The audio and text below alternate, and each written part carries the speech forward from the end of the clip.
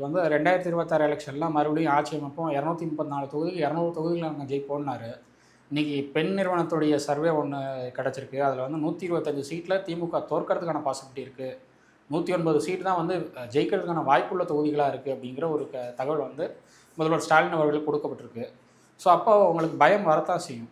நீ அடுத்த இந்த 109 சீட்டில் எத்தனை சீட் குறைய போகுது, எந்தெந்த எம்எல்ஏக்கள் தோப்பாங்க, எந்த அமைச்சர்கள் தோப்பாங்கன்னு தெரியாமல் தான் முழிச்சிட்டு இருக்கார் ஸ்டாலின் அவர்கள். ஒவ்வொரு மாவட்டத்திலையும் ஒவ்வொரு கூட்டம் நடத்துகிறாங்க. திமுகவில் நிர்வாகிகள் கூட்டம் நடத்துகிறாங்க. ஒவ்வொரு மாவட்டத்திலையும் ஒவ்வொரு பஞ்சாயத்து போயிட்டுருக்கு.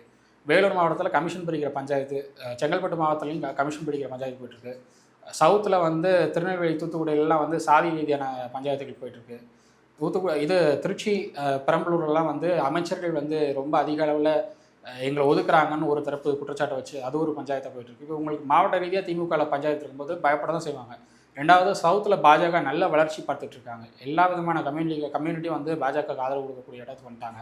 ஸோ அதனால் வந்து இன்னுமே அது வளர்ச்சியை பாஜக கொடுக்கும் அப்படிங்கிற ஒரு பயம் இருக்கத்தான் செய்யும். அதனால் இது மாதிரியான கருத்துக்கள் வந்து சகஜம்தான்.